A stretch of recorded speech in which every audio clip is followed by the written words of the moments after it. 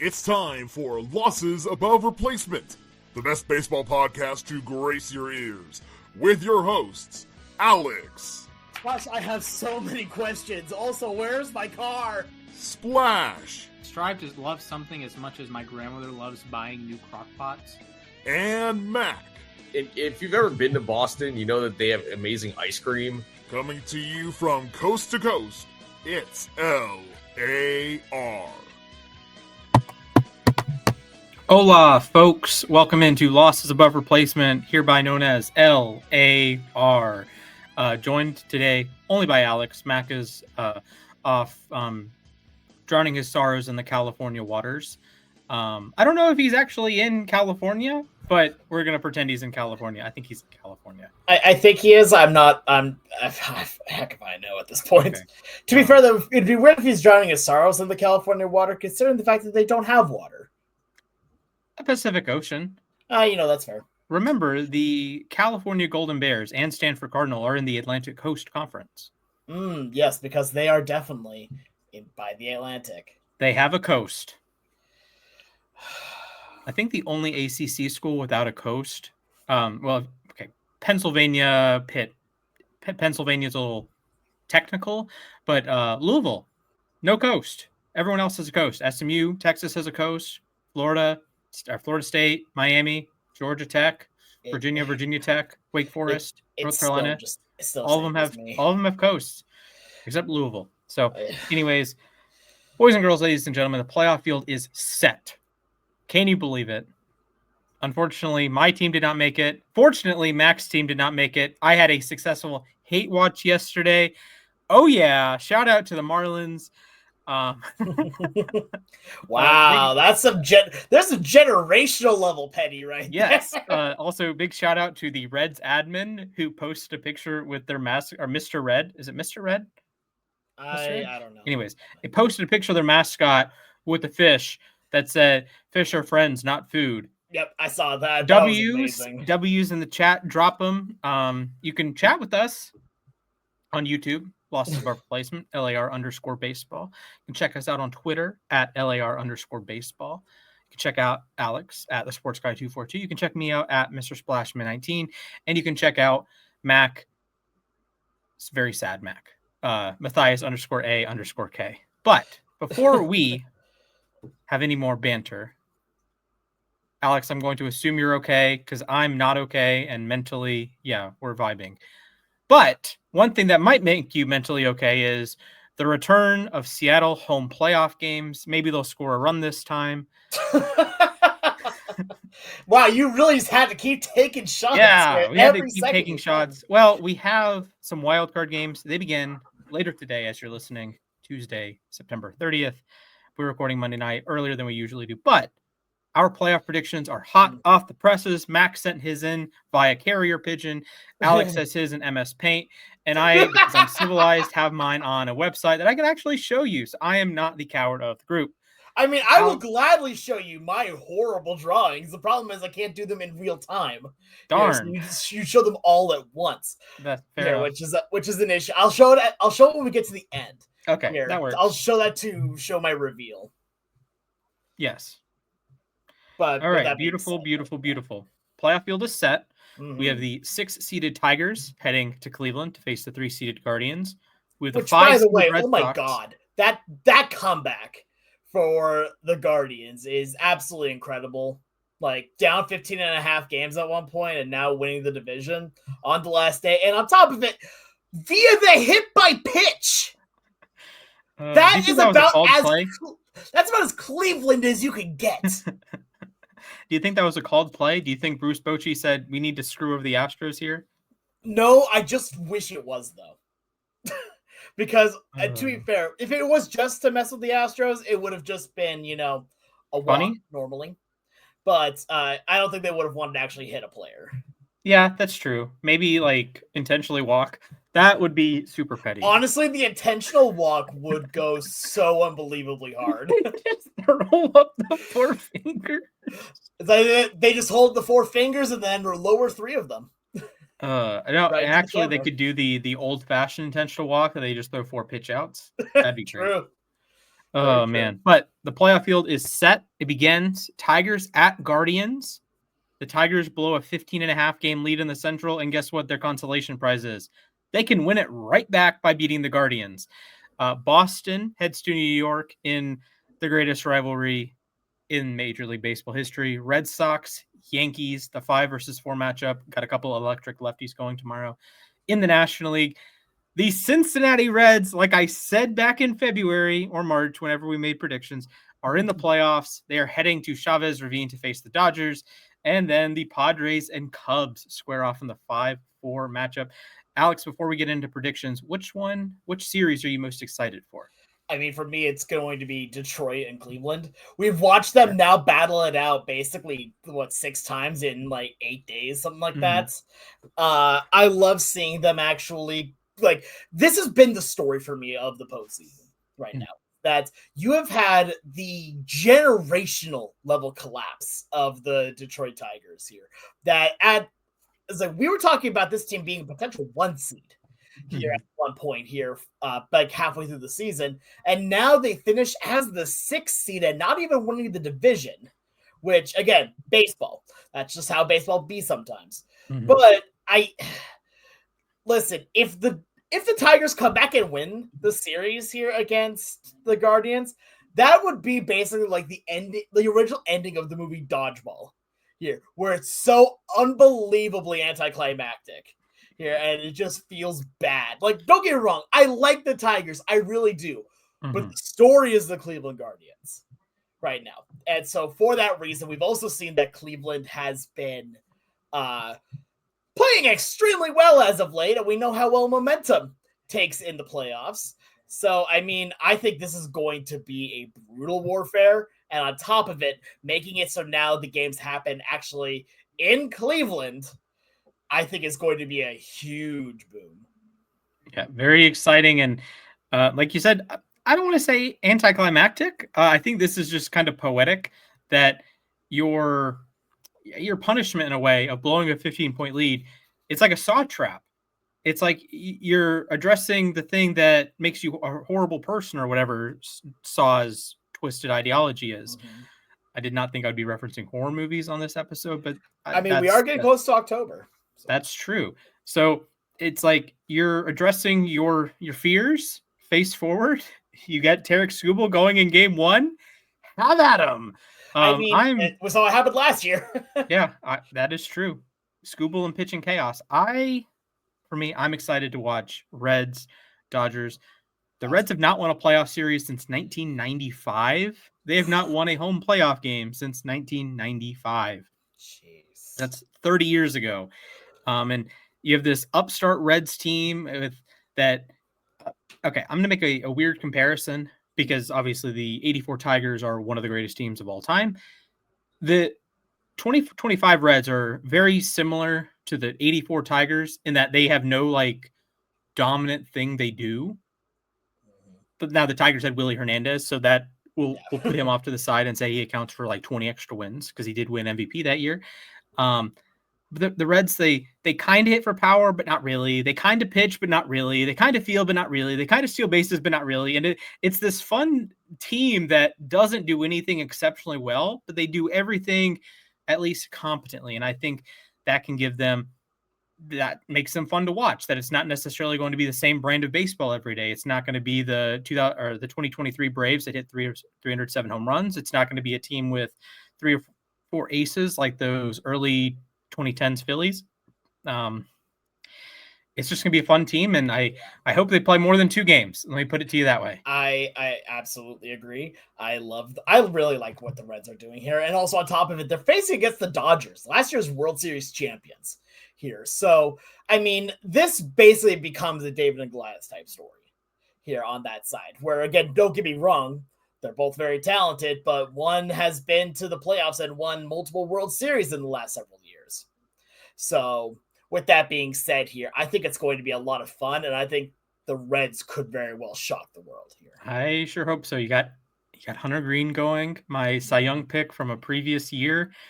That's going to be a lot of fun. Game 1 against Blake Snell. And Blake Snell's been no slouch. You know, he's one of the most effective pitchers ever at preventing runs, and maybe he just gets on one. He did throw a no-hitter against the Reds. That was the last no-hitter. We saw 0 this season, in fact. So, yeah. Alex, are you ready to make predictions? I am absolutely ready. Gigi is also here, ready for the YouTube viewers. My cat. All right, we have one Gigi, no Max. That's crazy. I can't believe we replaced Mac with Gigi, my cat. Yes. All right. So I have Max predictions pulled up on my phone, and we will walk through his. Yep, sounds good to me. Is clearly that we'll go 0-4, and then we can joke about it. All right. So Mac has in the National League the Reds sweeping the Dodgers, the Padres taking care of the Cubs in 3 games, and in the American League he has the Guardians beating the Tigers in 3 games, and the Red Sox sweeping the Yankees. Interesting. Okay. I'm not sure how I feel about some of that, but I mean, I can understand it though. Like, I want to see the Reds move forward here too. Little spoiler for my predictions. I don't have them. The Reds are winning the World Series. Nope. Good effort. But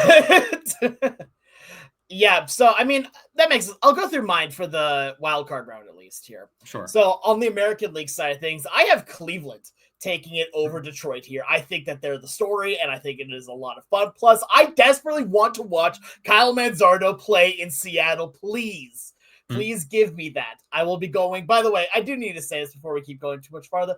I'm so excited I actually get to go to a playoff game this time. 2022, didn't get to. 2025, I'm at the first one. Dang it. Yeah, there you go. Beautiful. We love to see it. Anyway, yeah, no, I have Cleveland over Detroit, and I have this one in 2 games here. I don't think even Scooble can save it on this one here. I think that just the Guardians are just rolling on through. I have the Red Sox winning this in 3 here. I don't think it's going to be a clean sweep on this one, so they will go on to take to face off against the Blue Jays. Then on the National League side of things, I have the Dodgers winning it in 3 after Hunter Green gets the first win there, and then the Dodgers win the next 2. Unfortunately, what a hater. You know what? I say that about a lot of the people I know. Fair. So it's fair. And that's why the Mariners are getting swept. Just letting you know, if that's the case, I will not be around anymore. I will be ceasing to exist. I'll just evaporate. No, but thank you, Thanos. And then between the Cubs and the Padres here, I have the Padres going on this one, and I think this is going to be another 3-game here set. I like what the Padres are doing. Plus, I really want to see a Padres v Brewers wildcard round. Divisional round. That sounds like fun. That could be fun. All right. With the magic of editing, poof. Here are my predictions. Check out the YouTube if you want. If you're a visual learner, if you're not a visual learner, congrats. I have the Tigers sweeping the Guardians. I think they get a banger Scooble start tomorrow, and then they turn it on and win game 2. I have the Red Sox beating the Yankees 2-1. I think they win a clutch game 3 Thursday night. In the National League, I have the Reds beating the Dodgers, taking game 1, and then they take a soul-crushing game 3 as the Dodgers and their $5 bazillion payroll only gets one more playoff win than the Mets had this season. And the Padres, I think they take care of business in Chicago. I love how the bullpen sets up. I think they can take care of business in a pretty low-scoring series, maybe like a 2-1 game, a 4-2 game, something like that. That bullpen is going to be locked down. Fair enough. Yep. No, I can see it here. I'm actually surprised we even have one of these the exact same here in the AL East showdown here. So, I mean, yeah, here's the thing. My heart wants the Reds to move forward. Oh, yes. My heart wants the Reds to win. If I were betting, or if I were a rational better, I'd probably take Cleveland, Boston Red Sox, or Red Sox Yankees as a toss-up. I take Cleveland, Dodgers, and then Padres Cubs as a toss-up. But yeah. I think it'd be a lot of fun though, at the very least. Like, I just want to watch the Reds have fun playing baseball. Yes.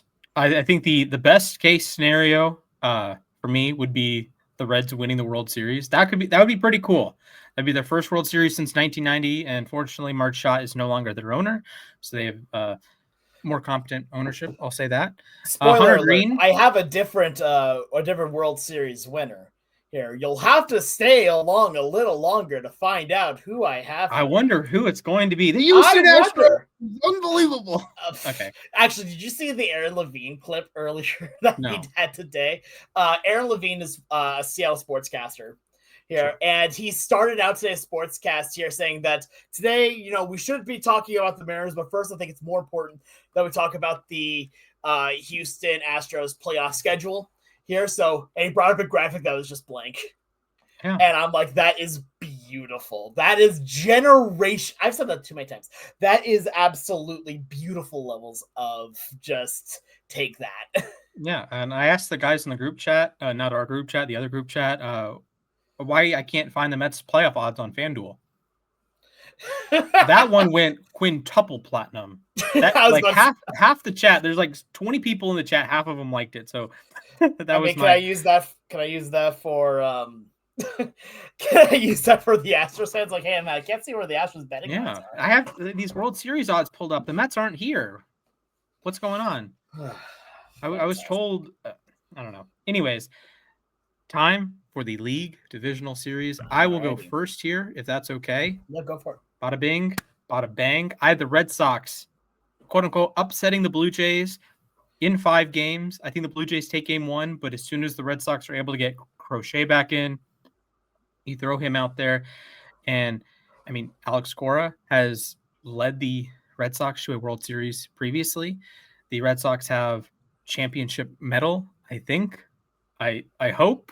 I did pick them preseason. Maybe I am biased. Just a little bit. Just maybe a smidge. I can't say anything. You know how biased I can be. Yes. Then I have the Mariners taking care of business, winning in front of Alex in game 1, winning in front of not Alex in game 2, winning or not winning in front of the Comerica faithful in game 3, and then closing out the series in Detroit in game 4. I had the Padres sweeping the Brewers. How many words can I use to describe the Brewers as frauds? 1, they're frauds. That's 2 words. Steve Nash, Chris Paul. Greatest of all, must-watch TV. Anyways, then I have Philly taking care of business, unfortunately, over the Reds, 3-1, ending the series in Cincinnati. Although the Reds do get their first playoff win at home since 1995. No Roy Halladay no-hitter this time. Unfortunate. Here. So we'll go into mine then we'll go into Max here. Sure. So for my ALDS, I have a few different matchups than you do. I have Seattle against Cleveland here, and I think Seattle takes care of business here. They win games 1 and 2. Actually, it's going to be the exact same order that it is for you on this one, where they win games 1 and 2. Then Cleveland wins game 3 at home, and then Seattle wins it in game 4.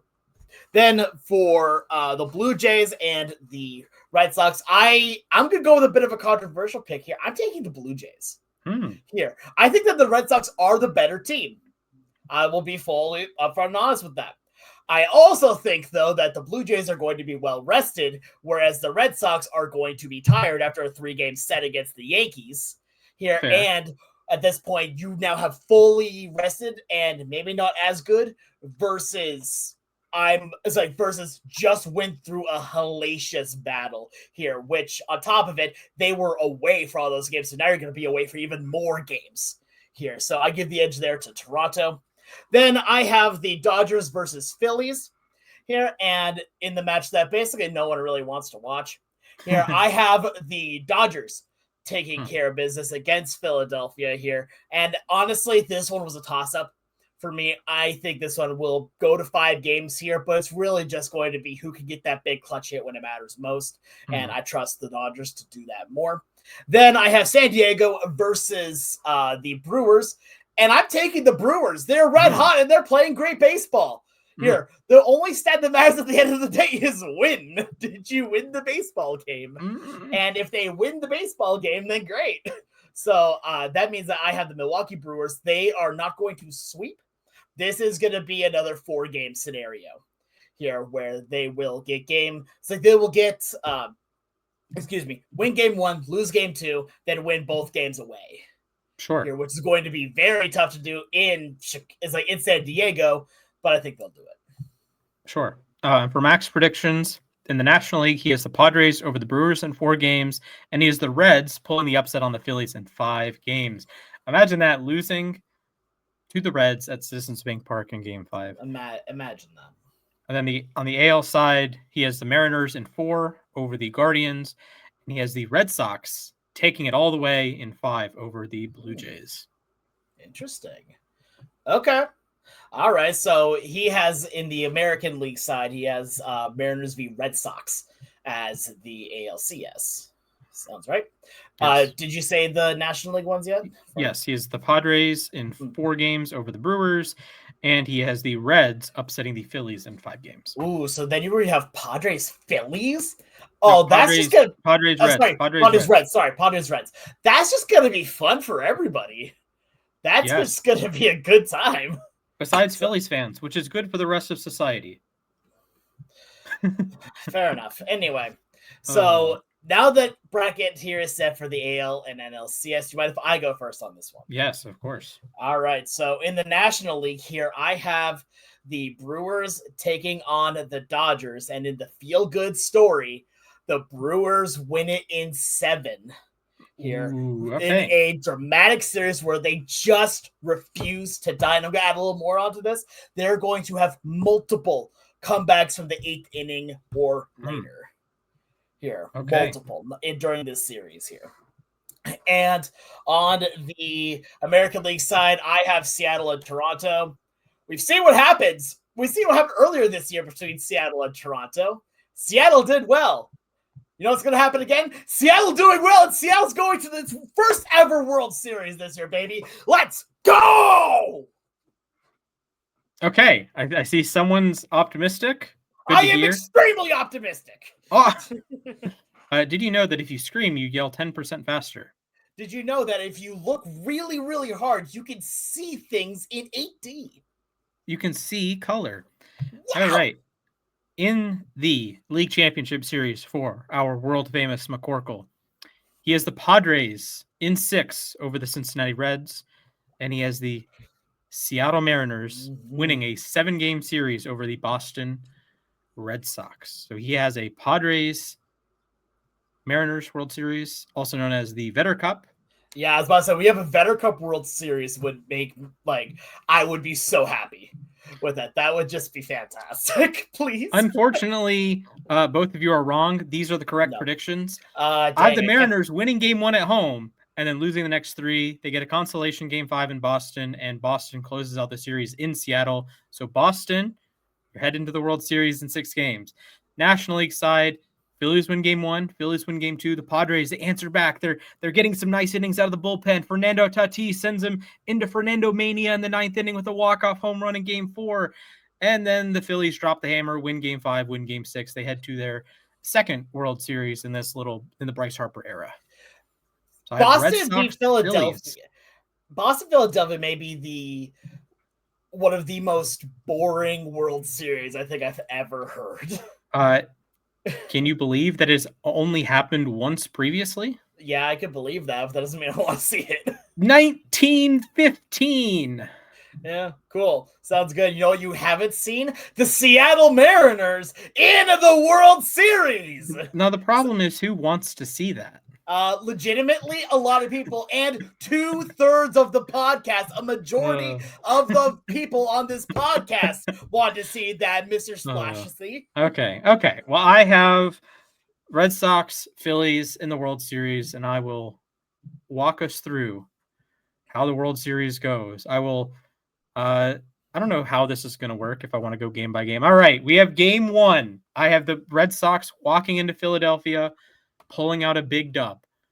Game 2, same story. Pitching will dominate the day. I don't know who would be set up at this point, Crochet or Bayo or one of their other arms. But they close it out. Aroldis Chapman fired up as the series shifts back to Fenway. And the Phillies take Game 3 in Boston. They answer back. They're trying to respond. Boston slams the door. They win Game 4. Game 5, Philly, they punch the door back open. Can they win the series? No.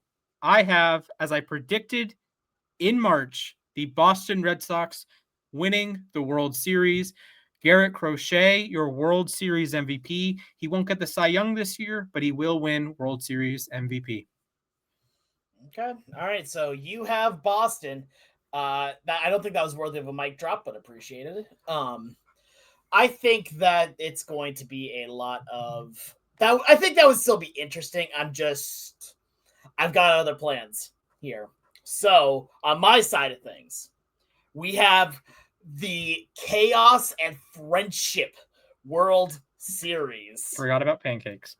The power of positivity and pancakes. They are the new day before they turned evil. But with that being said, we now have 7 games potentially to work with. And from this, it starts out in Milwaukee, and Milwaukee takes an early 2-game lead.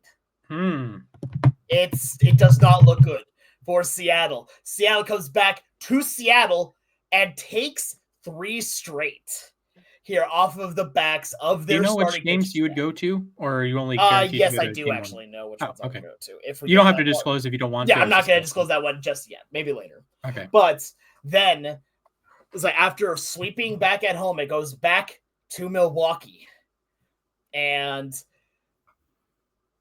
Milwaukee takes game 6. We head to game 7, and in a mirror back to 1995. Good year for my team. In the 11th inning, the Seattle Mariners in a tie ball game will go to one of their ace starting pitchers from the bullpen. And he's got to have the hair to go along with it. They are going to go to one Logan Gilbert in the 11th inning here off of 2 days rest.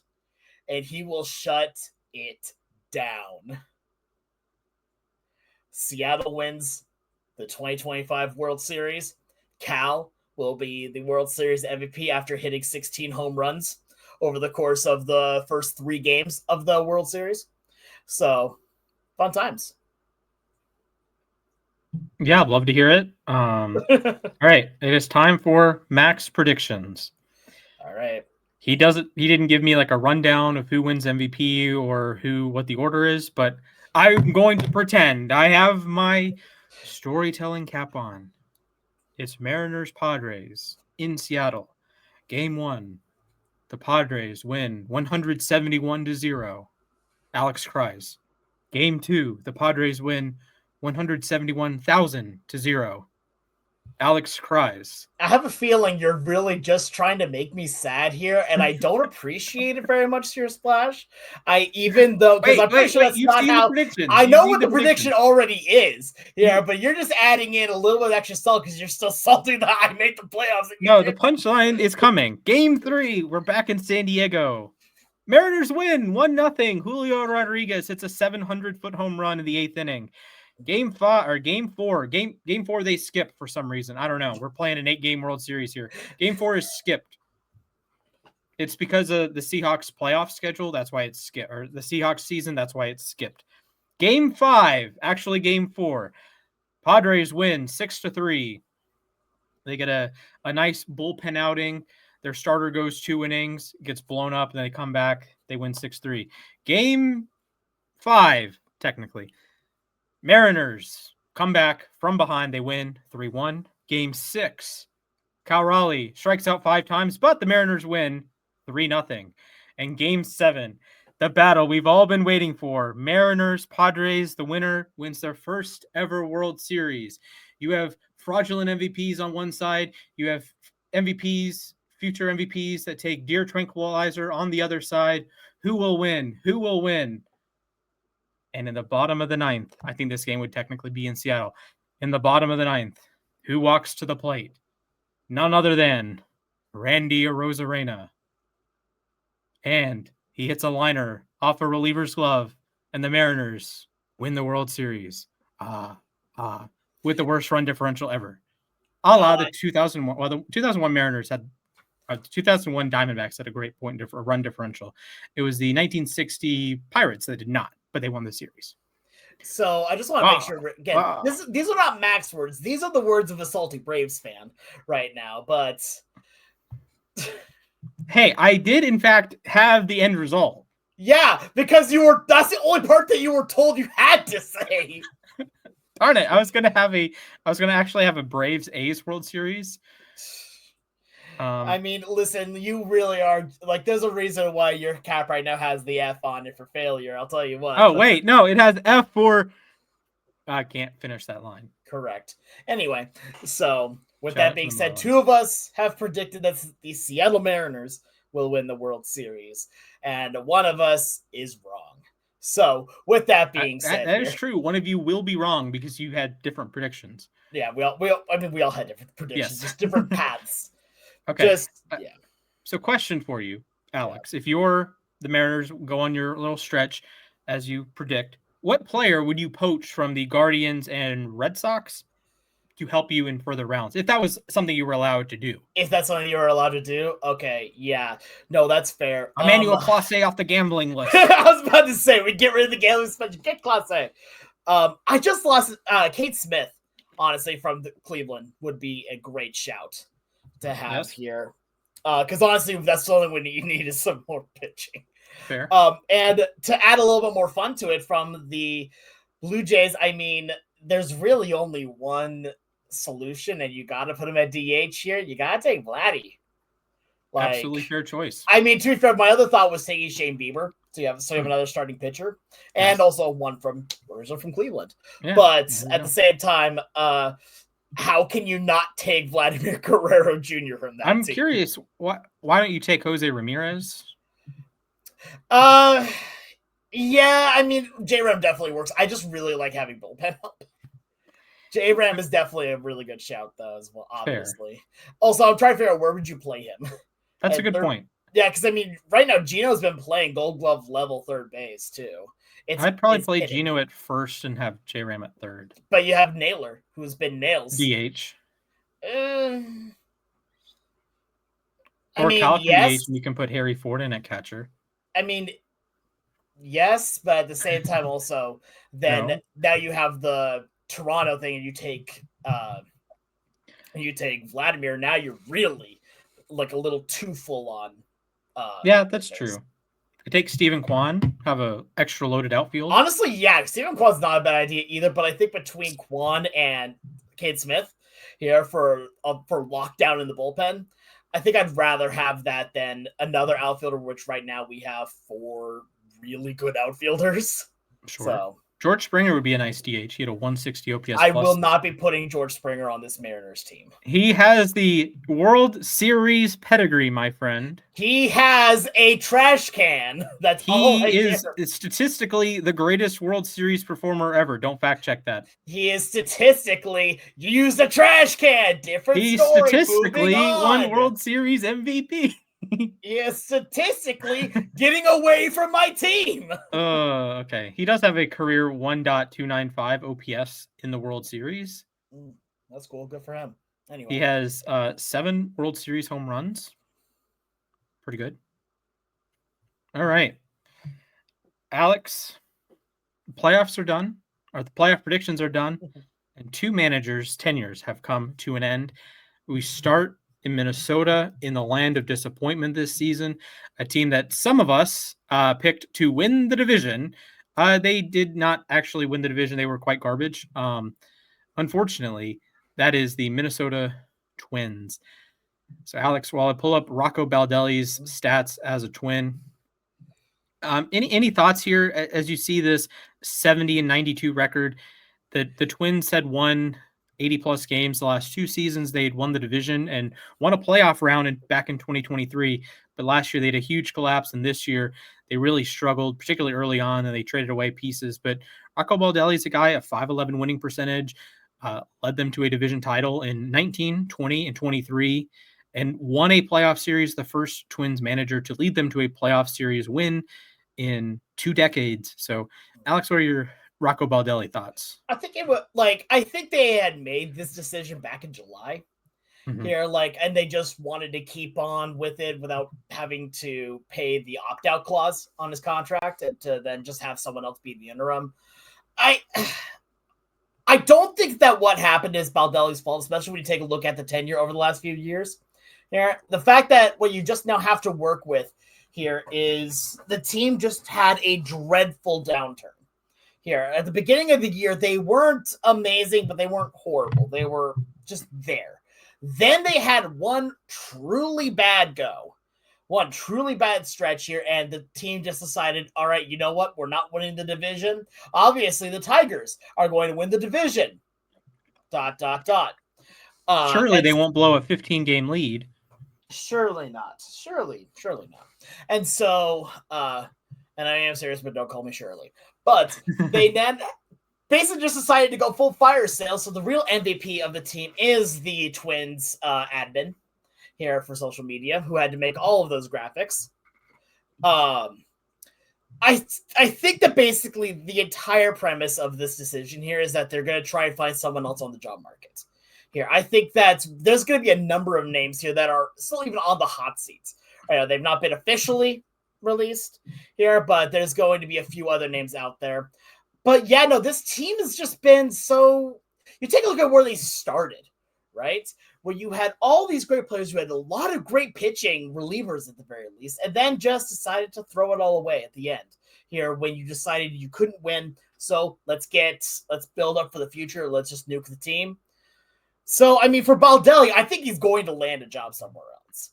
Mm-hmm. I don't think that is far-fetched to say at all here. I think that he has shown that he is good at building up a team. He is good at working with younger talent here and has that pedigree now where he has taken the T's and made them the Twins again. So, at this point here, yeah, I think Baldelli is going to get a job fairly soon, honestly. And I've heard, I'm not going to say this is exactly what's going to happen here, but I have heard that the Astros are potentially interested and would let go of current manager Joe in order to get him. I'm not saying that is any guarantee. There's no news source on that. That's just what my gut feeling's telling me. Sure. And the Twins are in a tough spot because you do have to approach it from a perspective of they've been like a consistently 85-ish win team for a while now. And their problem has been their inability to actually get over the hump and win playoff games, win playoff series. And Baldelli did that. They won a playoff series. They beat Toronto in a playoff series. Great. But then you're back down to 70 wins. And this was a team that his first year, they won 101 games. They set the home run record. In 2017, they made the playoffs, 85 wins. In 2020, they made the playoffs. They had another solid year under Paul Molitor, 83 wins in 2015. On Ron Gardenhire, their previous manager that had led them to a playoff series win. They won 90 games in 02, 03, 04, 06, 10. They also won 87 games in 09, knocking out the Tigers, 88 games in 08. So this has been a reasonably stable franchise that's just not been able to get over the hump. And that is the hardest part. We have teams that are just bad and are bad for a long time. The Royals and the Pirates, right?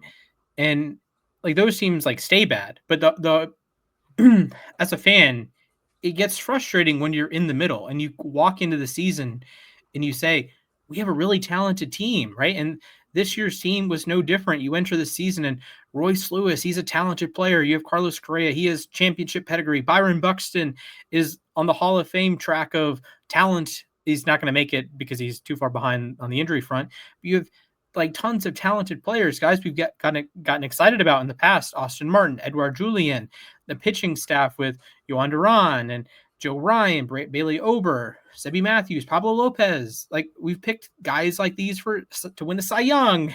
I have at least.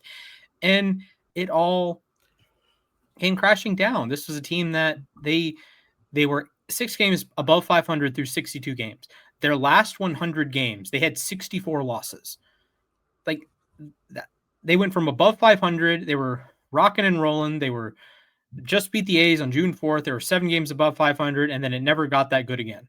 And they just dive bombed the rest of the season. They clinched a losing record on September 10th.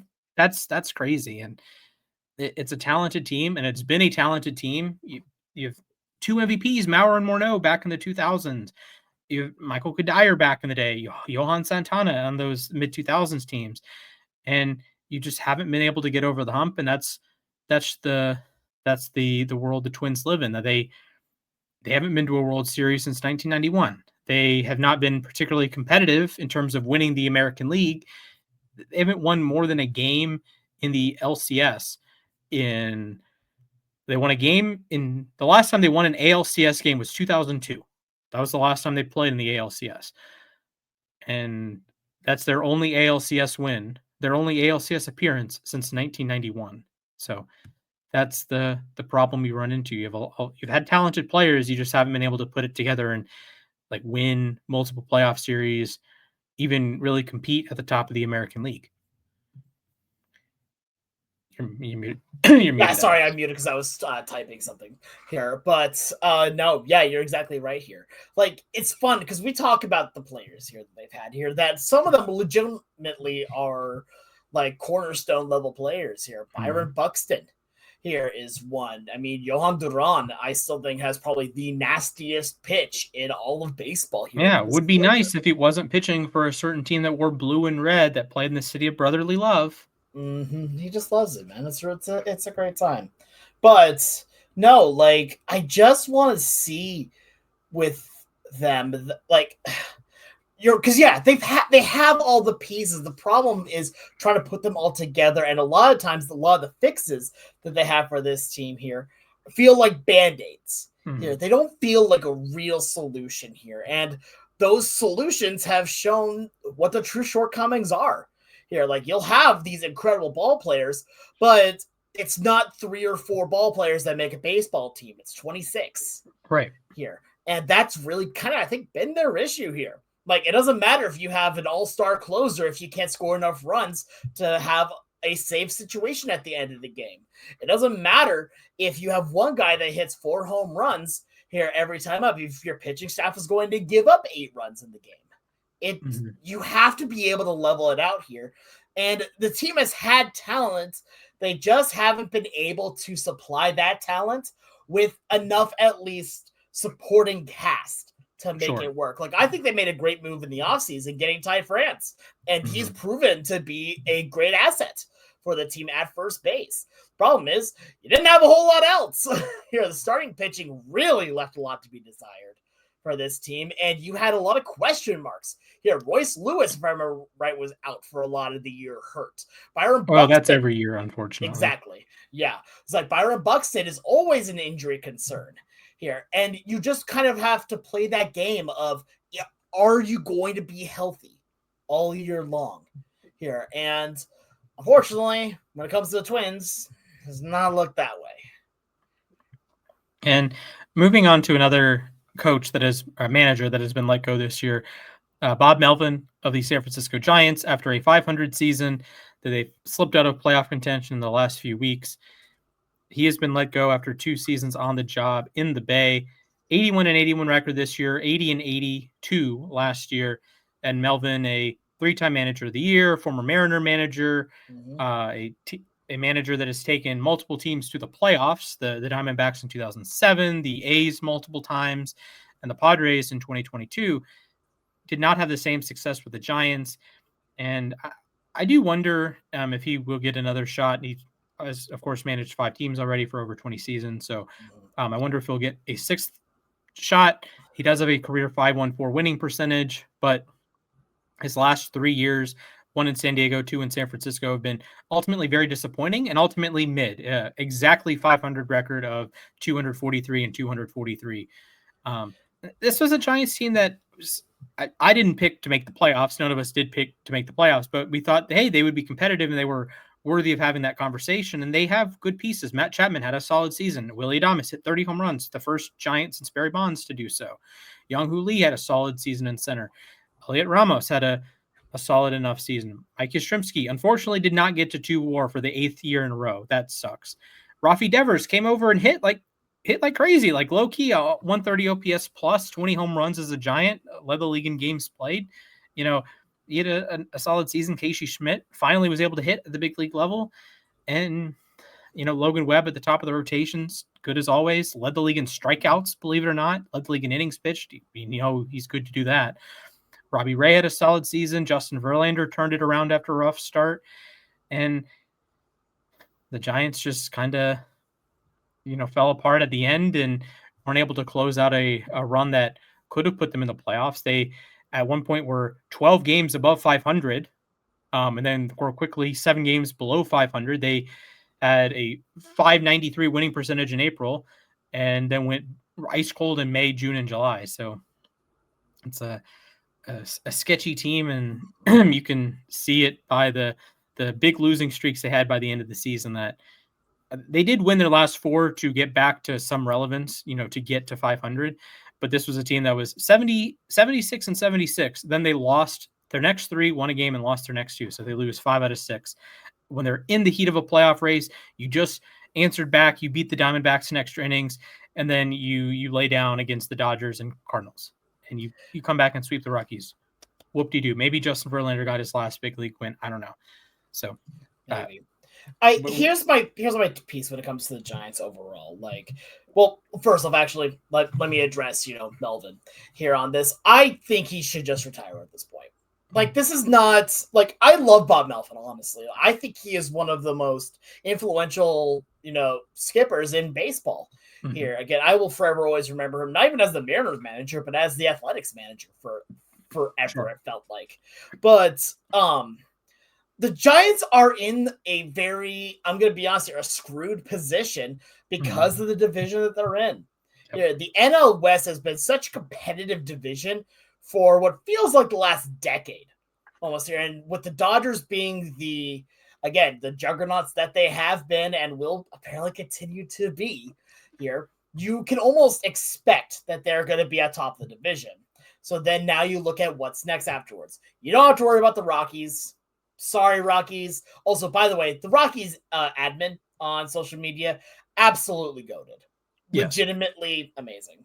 But the Padres really stepped up their play again this year. A lot of people thought the Diamondbacks were going to be absolutely incredible this year, and they did not. They really fell. And to be fair, that was good for the Seattle Mariners because that means we got Josh Naylor and Eugenio Suarez. And they have been cornerstones on this team again. Yay. But you really were in a division that you had to really step it up a notch to even get a wild card spot. Mm-hmm. And because right now, again, I'm not going to say you can't compete with the Dodgers. It's a lot harder to compete against the Dodgers than, say, the Guardians or say, the Reds. So at this point for them, you just feel like you had to put together something truly special. And they had a lot of great pieces here. Like you brought up here, you had Logan Webb atop the rotation, Young-Hoo Lee here. And not to forget the great defensive play of their catcher, Patrick Bailey. Of course. I could say this now here. This year was the best defensive catcher in baseball. Yes. I want to say Cal, but I'm not correct. That would be incorrect this year, at least this year. At least this year. Do I think he's still a great defensive catcher? Absolutely, but we're not getting to that right now. Yeah, MVP rants can wait for another month. That's going to wait for a while, yeah. So I think at this point now, Melvin was basically given the task of, hey, somehow win. Because that's what Bob Melvin has done with a lot of his career, is just somehow win. And just wasn't able to do it because here's the thing, I'm going to quote a really old movie here and say even a miracle needs a hand here. For those of you that know, you know. But I don't want to see his career end on such a whimper like this. But I also don't think there's going to be a lot of teams that are going to want to have him as their skipper here. Although, to be fair, something funny that I will say, just because I like to bring a little bit of humor into this, I would find it at least somewhat humorous if he went to the Astros, because then he will have managed for over half of the American League West. Yes. And you throw in his managerial tenure with 3 different NL West teams. Exactly. So he's the master of the West. Yeah, he is the West. That would be 6 different West teams, 3 in each league. And then he will compete for the West with the ultimate West, Jerry West. Yes. Rest in peace, the GOAT. Rest in peace, the GOAT. Yes. Anyway, with that being said here. So, do you have a prediction where you think Melvin will go? Do you think he's going to retire? Do you think he's going to go to another team?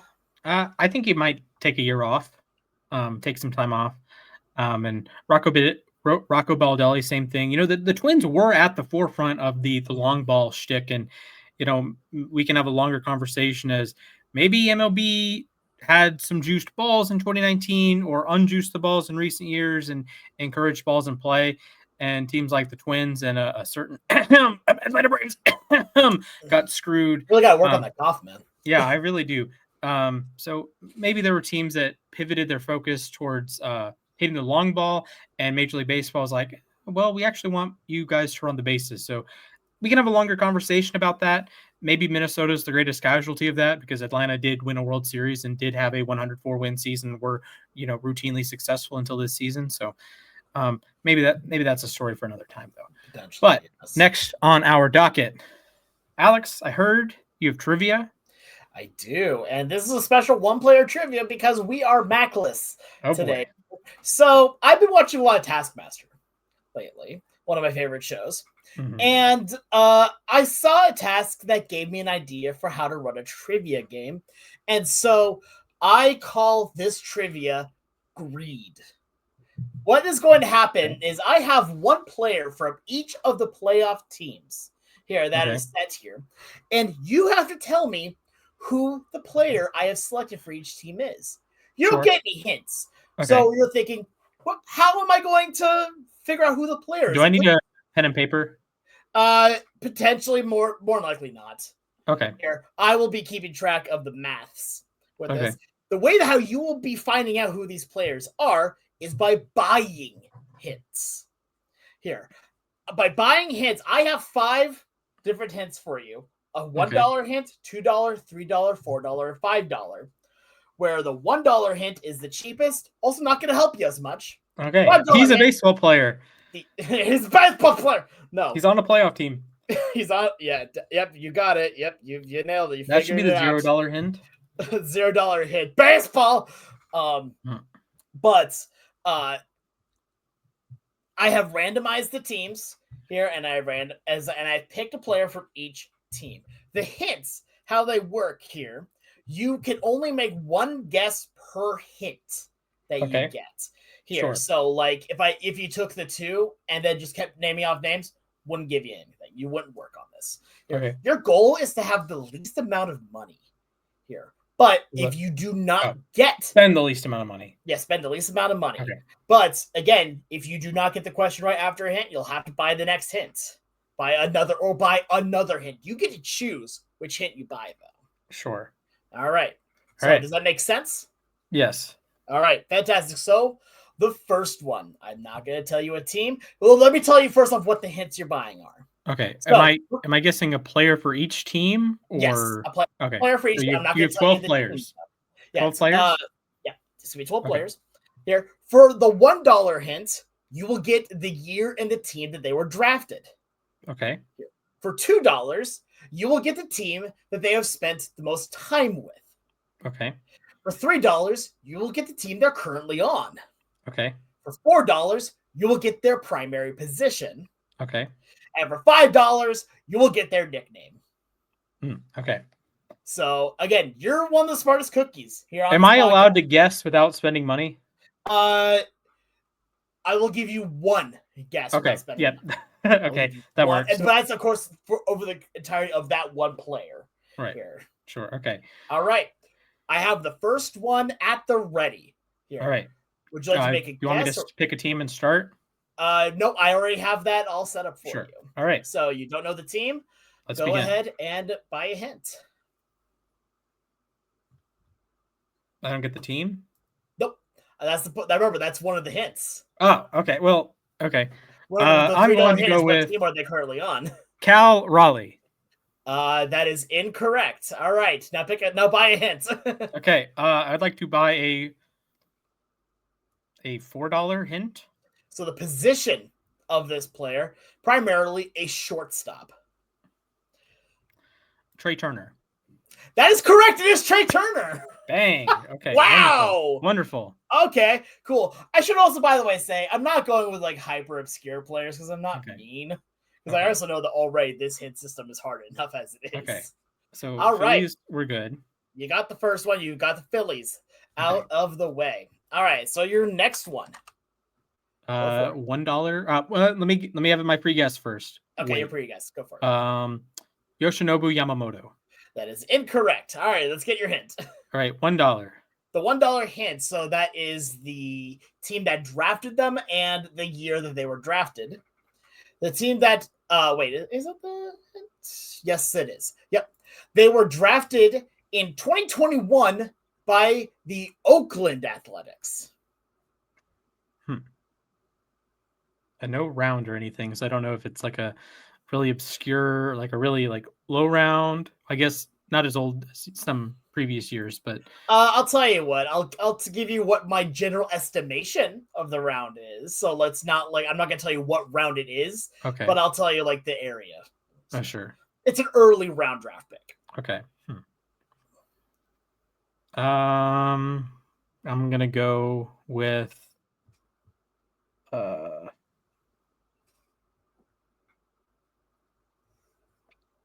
I can't. I would honestly be shocked. Yeah, I got I got nothing with this clue. I'm gonna say, I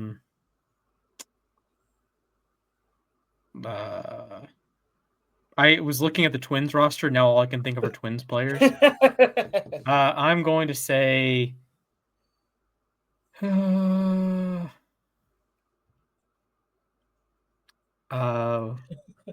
Leo Rivas.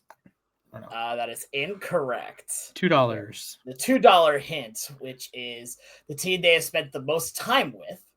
That team would be the Oakland/Athletics. Can I get a clarification? Did he play with the A's after they left Oakland? Yes, he has. Okay. So someone traded or left during the year.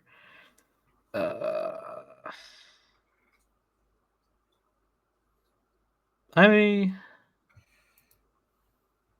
probably should have gotten. So, Langoliers. You can see why I call this game greed, by the way. Butler. Mason Miller. There you go. You got it. Okay. Yeah. Wonderful. Good job. All right. So Mason Miller was signed for the Padres. So now your next one is ready to go. Would you like to take your guess? We will go with Bryce Turang. That is incorrect. Good effort, though. All right. $1. $1. $1. This person was double checking here. Why am I having troubles? I had this here.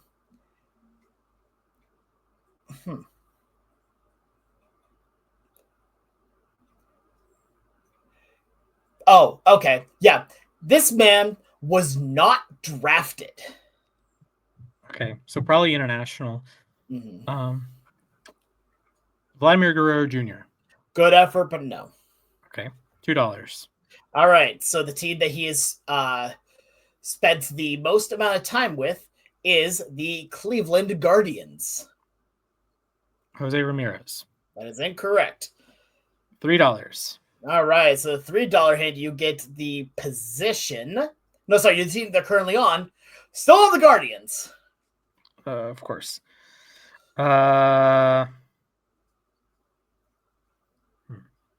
So undrafted, well, international Guardians, not Jose Ramirez. Spent most of his time with the Guardians. I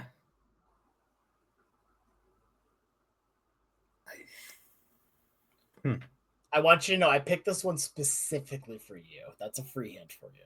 Specifically for me? Oh, goodness.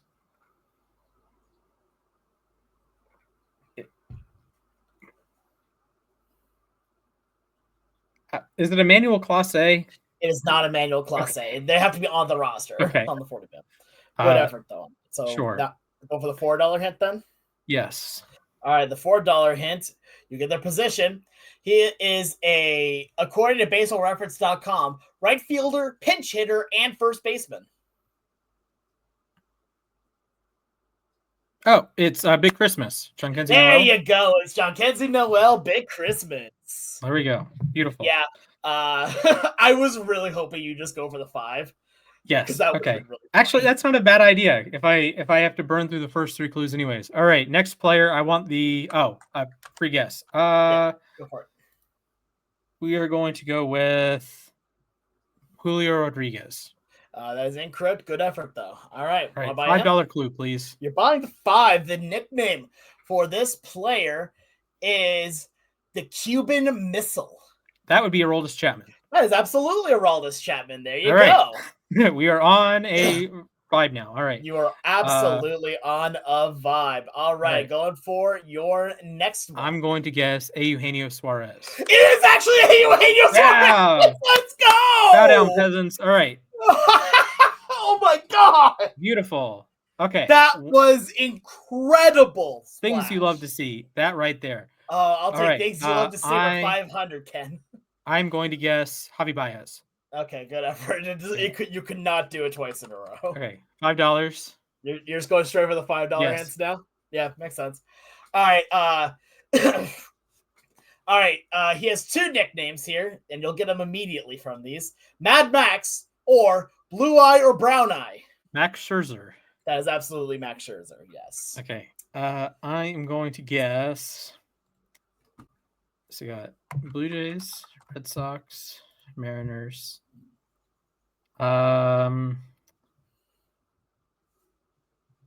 Phillies.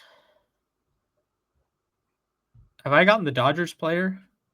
I do not believe you have. No. Okay. I'm going to take Mookie Betts. Mookie Betts, good effort, but no. Okay. $5, please. You're just going right for them. All right. Yes. Cool. All right. So for $5, the nickname of this player is Red Turn 2. Oh, Justin Turner. There you go. Yep. It's absolutely Justin Turner. Okay. We are. We're going to go with Freddie Freeman. All right. On the next one, you're guessing Freddie Freeman. That is incorrect. Good effort, though. Okay. $5. All right. So this is now your thing with it is that you're just going to go for the $5 hints. I know. I respect it. Yeah.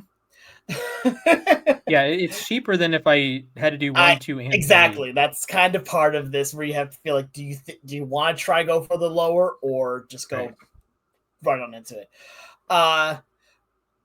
Okay.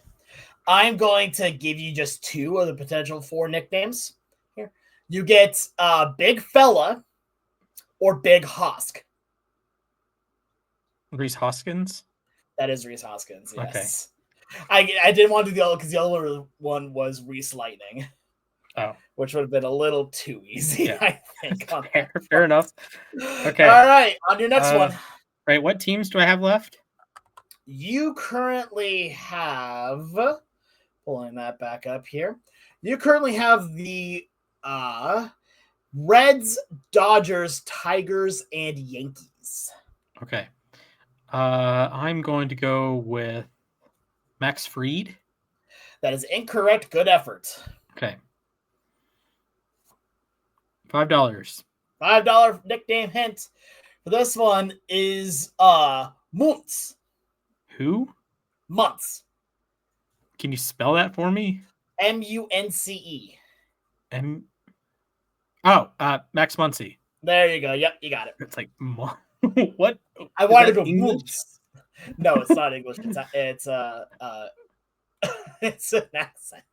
Oh my goodness. Right. Okay. Last 3 teams. We're going to go with Hunter Green. All right. Good effort. Good effort. $5, please. All right, $5 for this player. The nickname is Dave.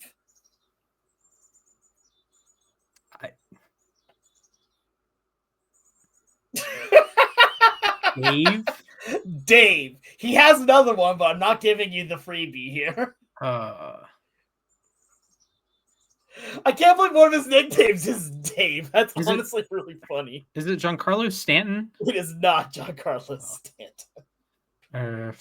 Okay, $4. All right, $4 hint. Double checking what that is. That is the position. He is a relief / closing pitcher. So what? Yankees, Reds, and Tigers are left. Mm-hmm. Dave. I honestly can't believe that's what they put this here as one of the nicknames. I might be cooked. Dave. What? Yeah. No, I'm with you on this one. Will Vest. No. I like the...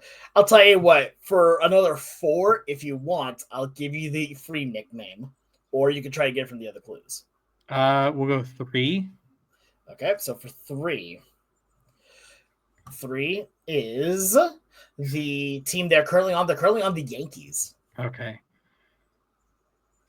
Devin Williams? It is, in fact, Devin Williams. The other nickname was the Airbender. Oh.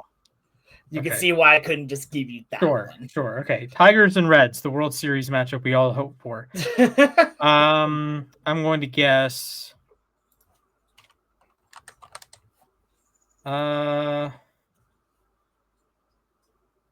Ellie De La Cruz. Good effort, but no.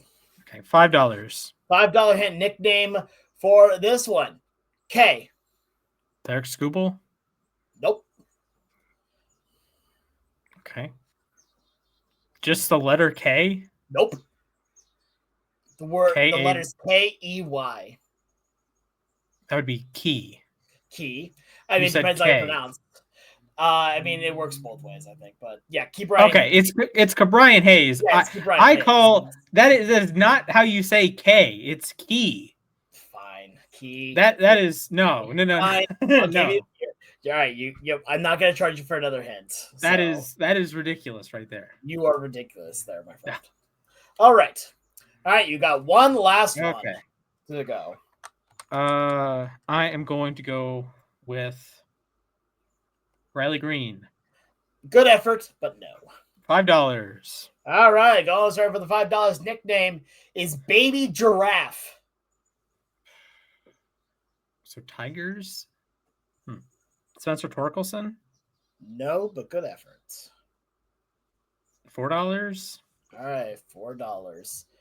Here you get to know that this person is a center fielder.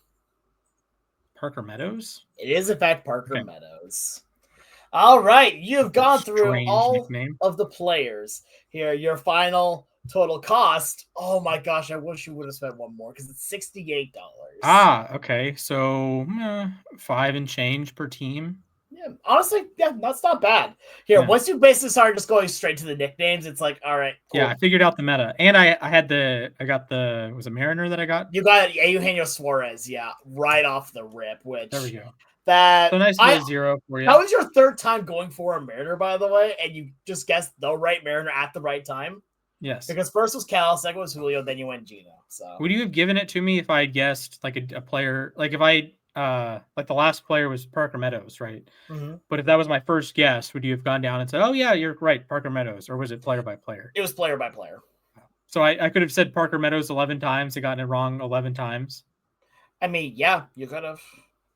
That would have been cruel. I mean, yeah, but at the same time, I also made the extra stipulation that you could make a guess with no money on the line here. That's true. And that was that was not part of it. Okay. GG's. All right. I might try to give this to Mac at some point to see how well he doesn't see who wins. Could be like that. Yeah, sure. All righty. And with that said, it's our time to ourselves. I would like to go first, Alex, if that's okay. That's fine. Count me down. All right. Your time begins in 3, 2, 1, begin. Great weekend for hate watching. Georgia lost, bang. Penn State lost, bang. Mets lost, bang. L. Unfortunately, the Ravens did lose, so people who hate me succeeded. The Braves missed the playoffs, so they also succeeded. Ashton Genty is our glorious king, Lord and Savior. 3 touchdowns, his Allegiant Stadium, not his first at Allegiant Stadium because he did so multiple times with Boise State against UNLV in the Mountain West Championship games.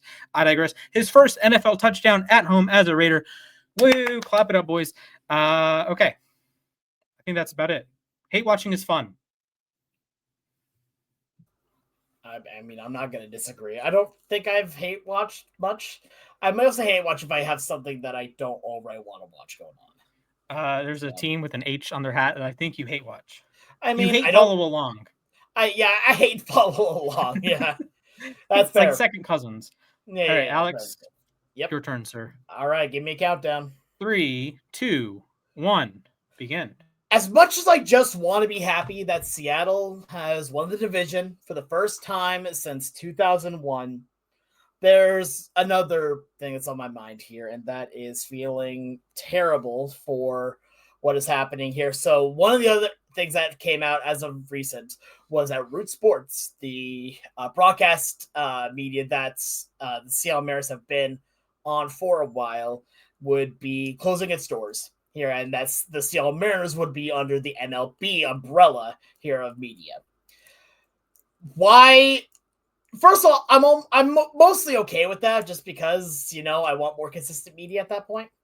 But what this does hurt for is that more than likely some of the broadcasters that were specifically from Root will not be coming back here. It's already been said that 3 specifically here in Jen Mueller, Angie Mentink, and Brad Adam are more than likely not going to be able to come back with a job. And honestly, that hurts.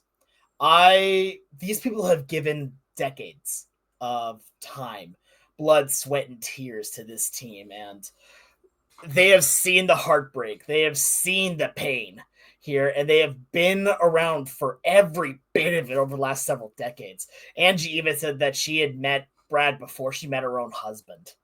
And that last segment here they had where it was the 3 of them just talking was powerful. And it brought a tear to my eye, as well as the little montage they did at the end of it too. As someone who has been, you know, dismissed from a job without even so much as a say-so at times, or being even let known at times, it hurts, especially when it's something that you care so deeply about. So I hope desperately that these 3 get job somewhere else here. I know that Jen Mueller is still going to be working with the Seahawks and doing her own show, as well as writing a book here. Brad Adam and Angie Mentink, these are some of the best people I've ever seen. Some incredible workers here that I really hope either the Mariners find another role for them directly with the team, or MLB finds a way for them as well. And to the people online that are saying that it's just going to be a change of logo on the shirts, going to be all the same people, tell that to the people that were crying on set here, talking about here that this will be the last show that they get to work with together. Tell that to my face. Yeah, that was the same sort of thing with the NBA on TNT crew. They're moving over to ESPN, and Charles Barkley and the rest of the crew were like, we'll move, but everyone in this room has to have a job at ESPN. Everyone behind the scenes, every camera operator, every producer, everyone, they have to have a job at ESPN, and you have to pay for traveling to LA as opposed to Atlanta, or we have to have the show in Atlanta still. That was really cool to. I know Absolutely. It's obviously heartbreaking to lose your job there, but it was good to hear the likes of Ernie and Charles and Shaq and Kenny go to bat for these people that are Absolutely. Like, they're not the ones on camera, they're not the ones making millions and millions of dollars, but they're the ones that have kids that they're right on the line of, can they pay their mortgage that month, right? Can you continue to pay for them to play soccer, right? Or can you continue to pay for their dance lessons, whatever it may be? So these are humans. These aren't just, positions. Exactly. Exactly. So, well, on that note, thank you for watching. We will be watching playoff baseball tomorrow. Can you believe it? Yay! Woo! Clap it up. I mean, at this point as well, I'm mostly waiting for Saturday because that's when playoff baseball really matters for me. And I okay. Well, regardless, for everyone at Losses Above Replacement, you can check us out at LAR_baseball on YouTube and Twitter. You can check me out at Mr. Splashman19. You can check out Alex at the Sports Guy 242, and our dearest comrade Mac. You can check him out at Mathias_A_K. We will see you all next week. Toodaloos, folks.